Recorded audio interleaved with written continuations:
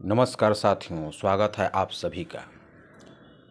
आज हम लोग बात करेंगे 21वीं सदी के महान वैज्ञानिक के बारे में, जिनका नाम है स्टीफन हॉकिंग्स, जिससे आप लोग भली भांति परिचित होंगे।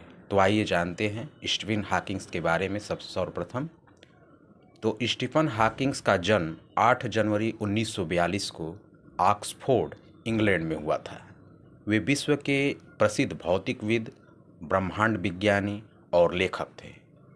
उनकी माता इसाबेल और पिता फ्रैंक हॉकिंग चिकित्सा शोधकर्ता थे। हॉकिंग बचपन से ही पढ़ाई में रुचि रखते थे और गणित और भौतिकी के प्रति उनका विशेष झुकाव था।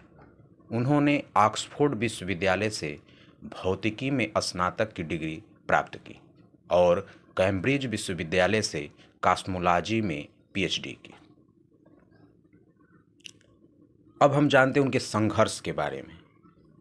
1963 में अर्थात 1963 में स्टीफन हॉकिंग्स को मोटर न्यूरॉन डिजीज ALS का पता चला, जो एक गंभीर और लाइलाज बीमारी है।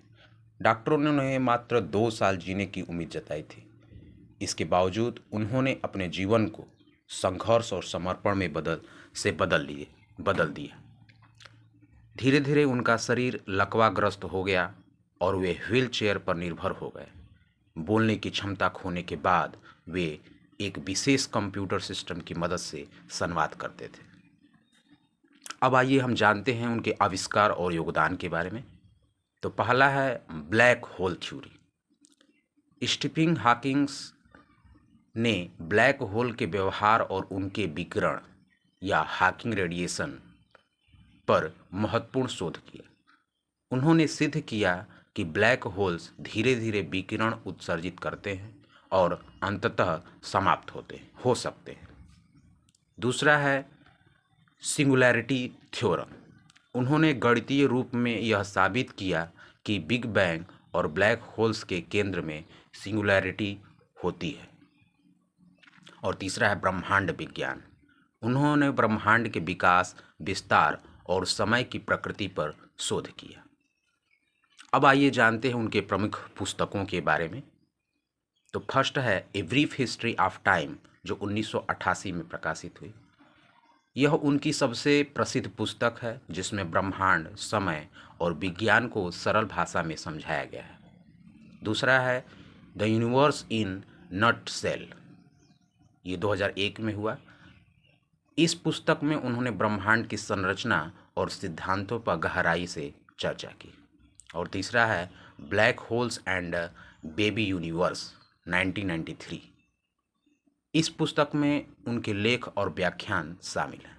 और चौथा पुस्तक है द ग्रैंड डिजाइन, ये 2010 में प्रकाशित हुआ। इस पुस्तक में उन्होंने ब्रह्मांड के विकास को समझाने के लिए विज्ञान और दर्शन के मिश्रण का उपयोग किया। अब आइए जानते हैं उनके प्रमुख पुरस्कार और सम्मान के विषय में। तो फर्स्ट पॉइंट है ब्रिटिश एम्पायर का कमांडर या CBE। दूसरा है कॉपले मेडल। और तीसरा है अल्बर्ट आइंस्टीन अवार्ड। और चौथा है फंडामेंटल फिजिक्स प्राइज। तो ये इनके पुरस्कार या सम्मान थे। अब उनके अंतिम क्षणों के बारे में जानते हैं। स्टीफन हॉकिंग का निधन 14 मार्च 2018 को हुआ। उन्होंने अपनी बीमारी और शारीरिक सीमाओं को पीछे छोड़ते हुए दुनिया को यह दिखाया कि मानव मस्तिष्क की शक्ति असीमित है। उनका जीवन एक प्रेरणा है कि कैसे कठिनाइयों के बावजूद भी उत्कृष्टता प्राप्त की जा सकती है। अब हम स्टीफन हॉकिंग्स के शिक्षा के बारे में जानेंगे। तो स्टीफन हॉकिंग की शिक्षा और अकादमिक जीवन उनके असाधारण बुद्धिमत्ता और मेहनत के उदाहरण हैं। शिक्षा प्रारंभिक दौर। स्कूल। स्टीफन हॉकिंग्स ने शुरुआती शिक्षा सेंट एल्बन्स स्कूल, हर्टफोर्डशायर में प्राप्त की। गणित और विज्ञान में रुचि। बचपन से ही हॉकिंग्स को गणित और विज्ञान में गहरी रुचि थी, लेकिन उनके स्कूल में गणित पढ़ाने की सुविधा नहीं थी, इसलिए उन्होंने स्वयं ही गणित का अध्ययन किया। अब आते हैं विश्वविद्यालय की शिक्षा पर। फर्स्ट, ऑक्सफोर्ड विश्वविद्यालय 1959 से 1962। 17 वर्ष की उम्र में स्टीफन ने ऑक्सफोर्ड में भौतिकी और खगोल विज्ञान का अध्ययन शुरू किया। उन्होंने स्नातक या बीए की डिग्री भौतिकी में प्रथम श्रेणी के साथ प्राप्त की। ऑक्सफोर्ड के दौरान हॉकिंस को अपनी असाधारण बुद्धिमत्ता के बावजूद बहुत मेहनत नहीं करनी पड़ी। उन्होंने औसतन 1 घंटे ही पढ़ाई में बिताया। और दूसरा है कैम्ब्रिज विश्वविद्यालय 1962 से 1966।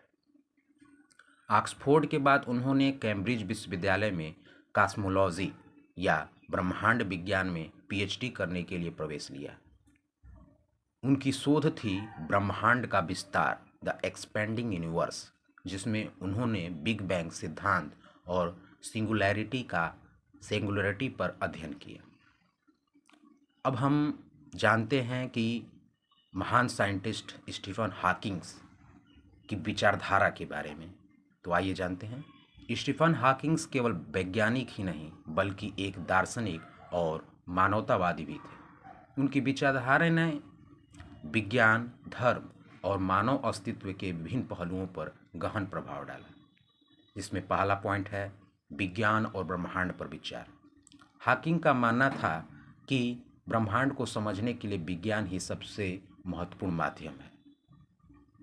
उन्होंने कहा, यदि हम यह समझ सकें कि ब्रह्मांड क्यों और कैसे काम करता है तो हम ईश्वर की मन स्थिति को जान सकते हैं। और दूसरा पॉइंट है धर्म और ईश्वर पर विचार। हॉकिंग ने स्पष्ट रूप से कहा कि ईश्वर के अस्तित्व का कोई वैज्ञानिक प्रमाण नहीं है। उनकी पुस्तक द ग्रांड डिजाइन में उन्होंने कहा कि ब्रह्मांड की उत्पत्ति के लिए किसी ईश्वर की आवश्यकता नहीं है। और तीसरा पॉइंट है मानव अस्तित्व और भविष्य।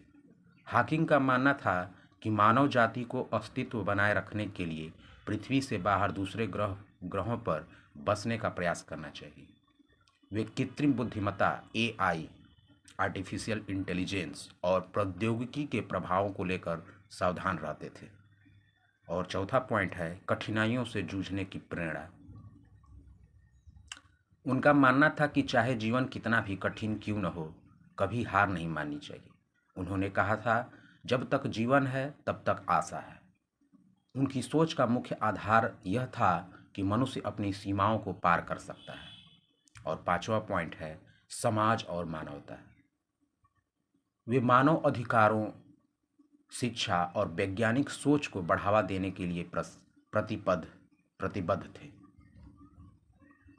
उन्होंने गरीबी, जलवायु परिवर्तन और राजनीतिक अस्थिरता के प्रति लोगों को सचेत किया। अब हम हॉकिंग्स के विचारधारा का निष्कर्ष ये प्राप्त करते हैं कि स्टीफन हॉकिंग्स ने अपने जीवन और कार्यों के माध्यम से दिखाया कि जिज्ञासा, तर्क और मेहनत से दुनिया को समझा और बदला जा सकता है। उनकी विचारधारा वैज्ञानिकता, मानवता और असीम संभावनाओं की प्रेरणा देती है। और उनके पास असीम इच्छा शक्ति थी जिससे वो न जीने की अवस्था में ही उनकी इच्छा शक्ति के कारण ही अगले 50 वर्षों तक 56 वर्षों तक वो जीवित रहे। और आज स्टीफन हॉकिंग्स को याद करते हुए आप सभी विश्व बंधुओं को